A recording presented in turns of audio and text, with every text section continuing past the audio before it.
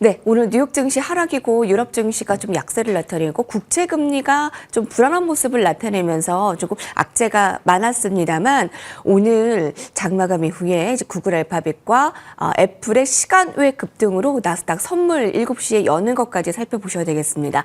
일단 코로와 야간 선물 EWI ETF는 마이너스입니다. 신한투자증권 황유연 PB팀장께서 함께하겠습니다. 안녕하십니까? 네, 안녕하세요. 네, 뉴욕 증시는 약세였는데 네. 좀 시간 외에서의 좀 반등 변화도 잘 체크를 해봐야 되겠죠. 일단 뉴욕 증시 휴장 후에 9월 첫 거래일 좀 분위기 좀 살펴주시고요. 국내에서는 어제 외국인들이 좀 대거 매수 들어왔는데 그 부분을 좀 체크를 해주신다면요.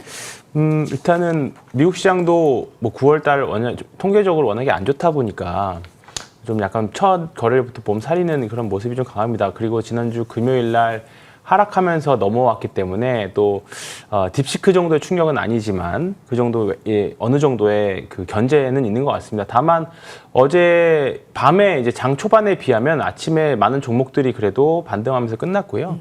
특히 이제 중소형주들 좀 더 세부적으로 살펴보긴 해야겠습니다만 바이오텍의 주식들이 상대적으로 좀 좋았고 중소형주들이 상승폭이 좀 더 좋았던 것 같습니다. 그런 부분들 우리나라 시장에도 아마 비슷하게 작용할 거라고 보고요. 어제 외국인들이 우리나라에서 현선물 그저께는 현선물 동반 매도가 나갔지만 어저께 같은 경우도 현선물 동반 매수가 들어왔습니다. 특히 선물 쪽에서 많은 금액이 조금 매수가 들어왔는데 조금은 아쉽지만 아직까지는 이 부분이 완전히 주가가 우리나라 주식이 상승 방향으로 보는 정도의 매수는 아닌 것 같고요.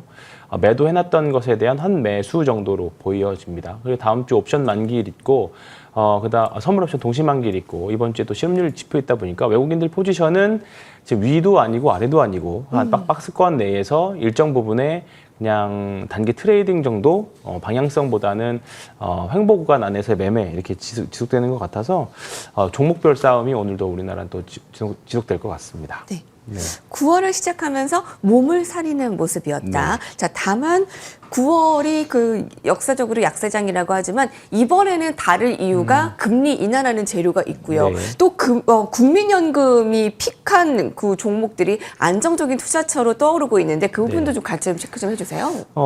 지금 조선 기자재 쪽이나 이런 부분들은 성과가 좀 좋긴 합니다만 조선 기자재 쪽 좋긴 합니다만 아직까지는 말씀드렸던 것처럼 딱히 어떻게 해야 될지 이런 부분들이 우리가 지금 대응하기가 좀 약간 다들 몸 살리시는 것 같더라고요. 여기 계속적으로 볼 때마다 우리 투자자분들 보면 다들 이렇게 현금화하려고 하는 노력들이 좀 강하지 뭐 국민연금이 픽했다 그래서 또는 어떤 기관이 샀다 그래서 외국인들이 샀다 그래서 따라가시기보다는 좀 최대한 안정적으로 보시는 것 같다라는 생각이 좀 많이 들어서 일단 9월 달은 계속적으로 뭐 악재에 대한 이야기 그다음에 뭐 폭락에 대한 이야기들 많이 나오지만 돌이켜 생각을 해보면 뭐 통계적으로 9월이 안 좋은 건 맞습니다만 악재가 현실화됐던 케이스는 사실 많이 없거든요. 우리가 몰랐던 부분이 현실화됐을 때인 거고 만약에 우연히도 9월 달에 우리가 몰랐던 재료들이 갑자기 튀어나와서 하락한다면 시장은 좀 폭락할 수 있겠지만 그게 아니라고 하면 지금 하던 대로 계속 투자는 하시면 전 좋을 것 같다라는 생각이 듭니다. 기존 주도주들이 우위를 나타내고 있습니다. 바로 조선기자재 그리고 바이오, 방산 등 하던 대로 우리는 계속 하면 되겠네요. 자, 조선기자재들 릴레이팅 계속되고 있는데요. 지금이라도 좀 편승해야 될까요? 정말 형 다음은 아우 계속 순환매가 계속되고 있습니다. 조선주 역시 매섭네요. 네. 어제는 뭐 이제 HJ중공업이 좀 급등했다가 조금 이제 차익 실현 물량이 나오면서 마감을 했고요. 그다음에 또 세진중공업도 많이 올라가는 그런 모습이었고 조선주에서 시작한 부분들이 어떻게 보면 뭐 낙수 효과로 볼 수 있다면 볼 수 있는데 다른 이제 밑에 있는 기자재, 중소형주까지 계속적으로 확산되는 부분입니다.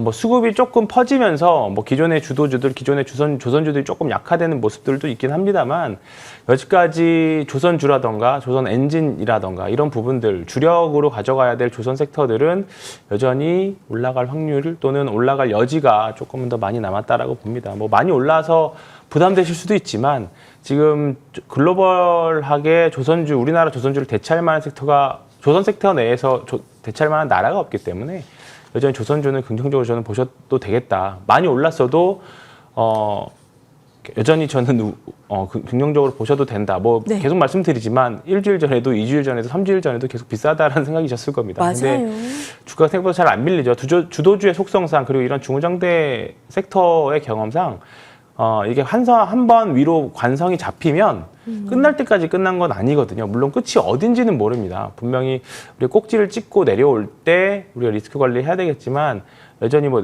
모멘텀적인 요소나 실적적인 부분 봤을 때 여전히 조선 섹터는 아직은 뭐 단기적으로 뭐 시장이 빠지면 같이 밀리면서 네. 조정은 나올 수 있지만 여전히 뭐 눌림 조정 시마다 매수로 대응하시는 게 낫지 않겠느냐 그 생각입니다. 네.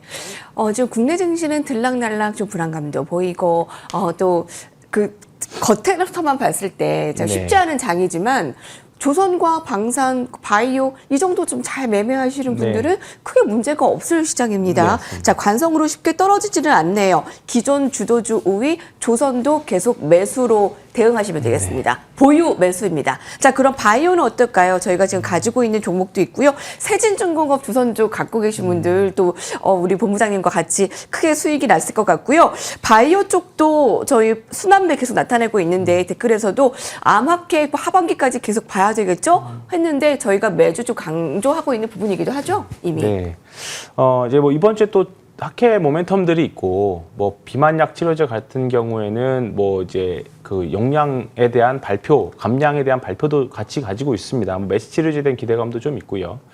뭐 금리가 어제도 30년물 국채 금리가 빠지지는 오히 올랐고 단기 금리는 조금 빠지긴 했습니다만 금리 쪽에서의 뭔가 우리가 기대했던 것만큼 우르르 빠지는 그런 경향은 나타나지 않고 있습니다. 다만 9월달 금리 인하 확률이 90% 이상으로 다시 올라오긴 했습니다만 바이오 섹터의 변동이 요즘에는 좀 심한 편이긴 합니다. 특히 월요일 날은 이유 없이 하락을 했고요. 어제는 또 그거를 하락한 부분을 거의 그 이상으로 되돌리는 올릭스가 상한가를 가는 그런 흐름까지도 나왔습니다. 하반기에 이제 본격적으로 한 과거에 우리나라 바이오텍들은 모멘텀으로만 사실 올랐던 케이스들이 많았어요. 근데 작년부터 올해 많이 바뀌었던 거는 이제 우리나라 바이오텍들이 단순하게 뭐가 치료될 거래, 앞으로 이 약이 만들어질 거래라는 이런 내러티브적인 요소보다는 실제로 기술 수출로 인한 현금이 유입이 되기 시작한 해가 본격적으로 유입하기 시작한 해가 올해부터입니다. 그리고 내년부터는 이제 본격적이 되는 거고요. 네. 이런 부분이 되다 보면 항상 이제 실체가 있는 기업들이 분명히 밝혀질 거거든요. 그렇기 때문에 계속적으로 라이센스 아웃에 경험이 있는 기업들을 투자하라고 말씀드리는 게 투자자들은 계속적으로 현금을 벌어들이는 기업 쪽으로 계속 투자를 할 겁니다. 그렇기 때문에 바이오텍은 향후에도 하반기에도 조선과 더불어서 계속 긍정적으로 보시면 좋겠습니다. 네.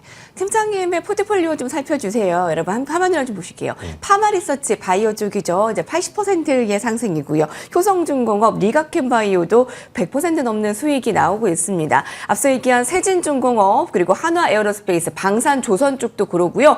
그리고 지난주에는 레인보우 로보틱스와 로보티즈와 같은 로봇주도 주셨습니다. 자, 이게 전략 다 같이 좀 녹여볼까요, 마지막으로? 네. 지금 섹터가 크게 너무 벌리시면 안 됩니다. 안 되시고요.